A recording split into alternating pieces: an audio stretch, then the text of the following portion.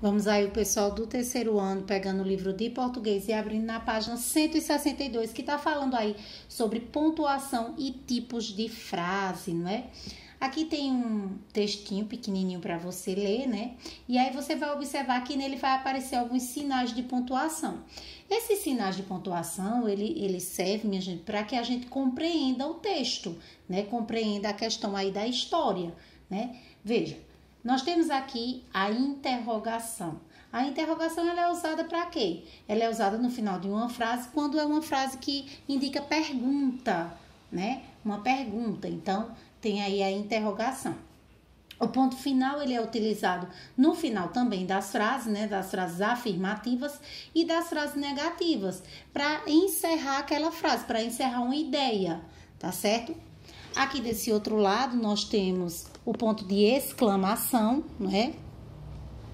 Que ele é usado no final de uma frase que indica surpresa, espanto, raiva, alegria, medo, tá certo? Tem aqui o travessão, né? Que ele é usado no início do parágrafo, todas as vezes que houver a fala de um personagem, tá? Então, ele é usado no início da fala de alguém, de um personagem, tá bom? Tem aqui o exemplo, tá? E o travessão, minha gente, ele também é usado, né, no discurso direto, aquele em que o personagem ele está falando diretamente, né? No discurso indireto não é necessário o travessão ali falar. Por quê? Porque a fala do personagem ela é narrada por outra pessoa, né? Então, quando a gente está vendo ali uma história, que é alguém que está contando aquela história, então não é necessário o travessão, porque é outra pessoa que está contando, a não ser que seja você que esteja contando a própria história, né? Quem tá ali narrando a história seja o próprio personagem. Então, aí precisa do travessão. Isso em uma história ou inventada por você, ou uma história que já tem aí no livro que você estiver lendo, tá? 2 pontos. Os 2 pontos, eles são usados para introduzir a fala de alguém, né? Antes também da fala de alguém. Então, para introduzir ali a fala, é necessário colocar os 2 pontos, né? Para explicar também uma ideia, né? Numa sequência de palavras, tá certo? Por exemplo, com hesitação, Pedrinho respondeu. Aí depois de respondeu, aí tem 2 pontos. Aí tem a fala de Pedrinho, tá certo? Vamos ver aqui a outra página, né? Pra gente ver. Nessa outra página tem aí falando sobre a vírgula, né? Na 164 tá falando sobre a vírgula. A vírgula, pessoal, ela pode ser empregada em várias formas, né? De várias formas, né? A vírgula, ela indica uma pequena pausa na leitura, né? Quando a gente tá lendo, ela tem lá aquela pausazinha para separar ali as coisas, tá? Ela separa os itens, né? Separa datas, nome de um lugar, por exemplo, Flávia, de tanto gritar, ficou rouca. Então, aí, né, ela tem aí várias vírgulas nessa frase, né? Porque senão a gente não ia entender direito a frase, né? Tinha que dar essa pausazinha na leitura. Preciso comprar pão.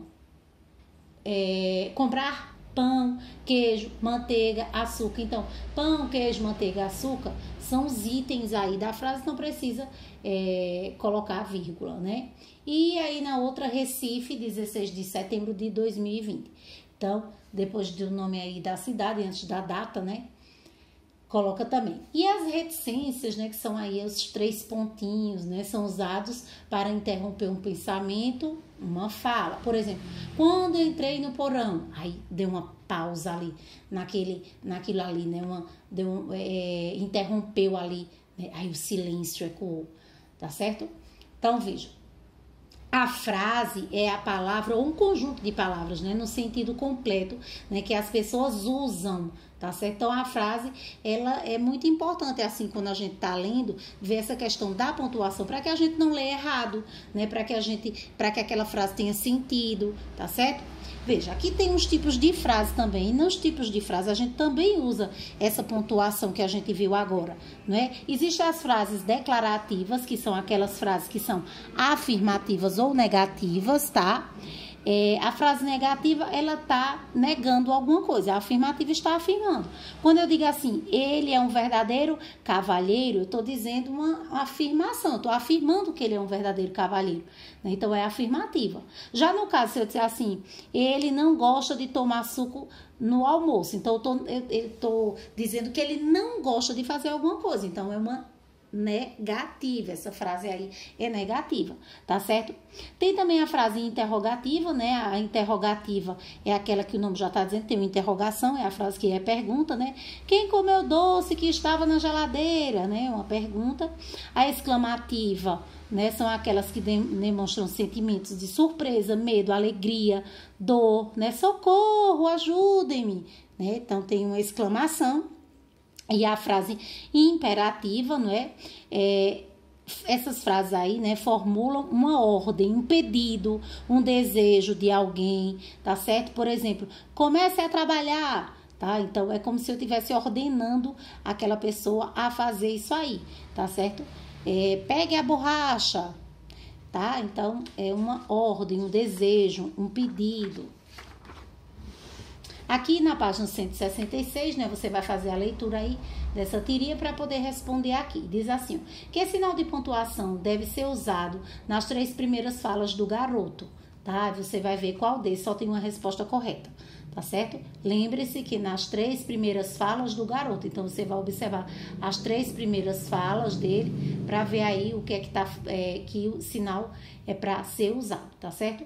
E depois você vai justificar a resposta, tá? Se você disser ponto de exclamação, você vai dizer por que isso? Se é ponto de interrogação, se é ponto final, se é 2 pontos, tá certo? Porque deve ser usado aí, tá? Nessa 167, ó, você vai completar as frases com os sinais de pontuação adequados. Então, tem aqui as frases, aí você vai colocar ponto, vírgula, travessão, exclamação, interrogação, tá certo? Vai lendo aí, vai colocando. Esse terceiro quesito aqui é para classificar as frases abaixo, né? Para você dizer se ela é declarativa afirmativa, declarativa negativa, se é interrogativa, se é exclamativa ou imperativa, né? Vai lendo aí e vai colocando, tá certo?